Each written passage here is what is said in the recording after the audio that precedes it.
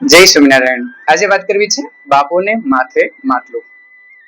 ઓચરપ આશ્રમની શરૂઆત હતી। એ સમયે નજીકની અંદર એક કૂવો હતો।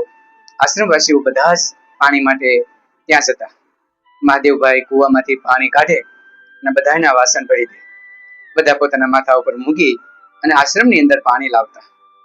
એ સમયે મહાત્મા ગાંધી પણ પોતાના નિયમનું પાલન કરતા। ગાંધીજી પણ કોઈ વાસણ લઈને બધાની સાથે પહોંચી જતા। બધા ના પાડતા, બાપુ તમે રહેવા દો, મારું કામ છે ને, મન કરવા દો, એમ કહીને ગાંધીજી સાથે જતા અને મહાદેવભાઈ પાણી ભરી દે એટલે માથે મૂકી અને લાવતા। આ રીતે સૌ પોતપોતાનું કામ કરતા।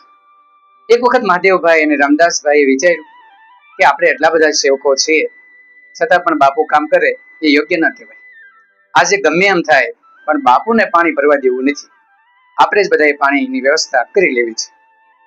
આથી બંને આશ્રમમાં ગયા અને નાના મોટા તમામ વાસણો ભેગા કરી લીધા અને વાસણો લઈ કુવા કાંઠે પહોંચી ગયા અને વાસણો ભરવા લાગ્યા। સેવકો બધા આવ્યા અને વાસણ લઈ અને પાણી ભરવા લાગ્યા। ગાંધીજી પણ ઉભા થયા અને આશ્રમની અંદર જોયું તો એક પણ વાસણ એને જોવા ન મળ્યું। આથી ગાંધીજી એક જગ્યાએથી એક નાનકડો એવો ટબ લીધો અને ટબ લઈને કુવા કાંઠે આવ્યા। મહાદેવભાઈ પાણી કાઢે બહાર, વાસણ ભરે અને ત્યાં રહેલા સેવક ઉપર પાણીનું વાસણ ચડાવી દે। ગાંધીજી આવીને ટબ આગળ દીધું, લો આમાં પાણી નાખો તો હું સાફ। મહાદેવભાઈ શરમાઈ ગયા, અરે બાપુ આ ટબમાં હું પાણી ભરી દઉં તો તમે ટબ લઈ કઈ જશો?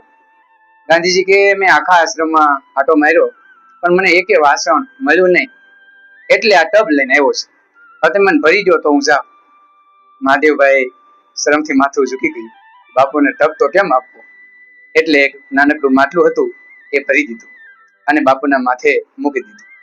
બાપુએ માટલું ઉપાડી અને આશ્રમની અંદર આવ્યા અને મૂક્યું।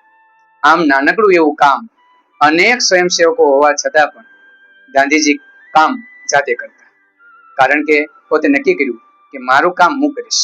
ખાદીના વસ્ત્રો વણવા હોય તો પોતાના વસ્ત્રનું ખાદી પોતે બનાવે, કોઈ પણ કામ વાળવું હોય તો પોતે વાળે, પોતા મારવા હોય તો પોતે મારે, પાણી ભરવું હોય તો પોતે મારે। આમ પોતાનું કામ પોતે આમ સ્વાયત્ત કામ કરવાનું સુંદર મજાનો બોધ ગાંધીજી આપ્યો હતો અને કહેતા કે જો મહાદેવભાઈ હું જ કામ મારું નહીં કરું, હું તમને સીધીશ કે જાઓ પાણી ભરી આવજો, તો મારી જે કરણી અને કરણી એ બંને અલગ પડશે। કથની પ્રમાણે મારી કરણી હોવી જોઈએ, એ થતી નથી તો લોકો મારું અનુકરણ કેવી રીતે કરશે? આમ ગાંધીજી રહ્યા ત્યાં સુધી પોતાનું કામ હંમેશા પોતે કર્યું અને એ પણ સુંદર રીતે કર્યું। એટલે જ આપણે એને મહાત્મા તરીકે યાદ કરીએ છીએ, એમના કાર્યને વંદન કરીએ છીએ।